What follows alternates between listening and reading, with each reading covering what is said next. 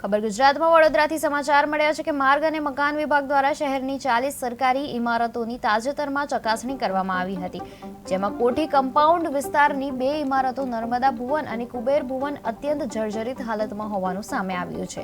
આ બંને ઇમારતોને જમીન દોસ્ત કરવા માટે રિપોર્ટ સરકારને મોકલાયો છે અને મંજૂરીની રાહ જોવામાં આવી રહી છે।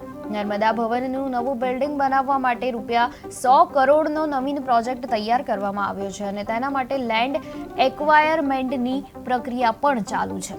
આ નિર્ણયો વડોદરાની સરકારી મિલકતની સુરક્ષા અને ઉપયોગિતા વધારવાના પ્રયત્નોનું ભાગરૂપ છે।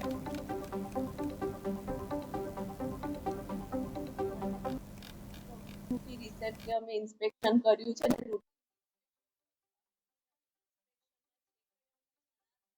જેમાં રિપેરિંગ કે જે કંઈ કરવાનું હોય એ ટાઈમલી અમે લોકો કરી બી નાખતા હોય છે અને હાલ બી એમાં જે કંઈ અમારે વિઝિબલી દેખાણું છે તો એનું બી અમે કામગીરી હાથ ધરી છે।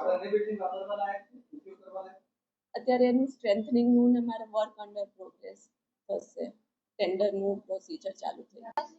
નર્મદા ભવનનું ઓલરેડી નવું કન્સ્ટ્રક્શન માટે બી લેન્ડ રિક્વાયરમેન્ટ હતી, જે આપણે પ્રપોઝલ કરી દીધી છે અને નવું કન્સ્ટ્રક્શન થવાનું જ છે અને અત્યારે ઓફિસો ને બધી બેસે છે તો હાલ મારે એનું જે રેટ્રોફિટિંગ વર્ક છે એ બી મારે ઇન પ્રોગ્રેસ છે।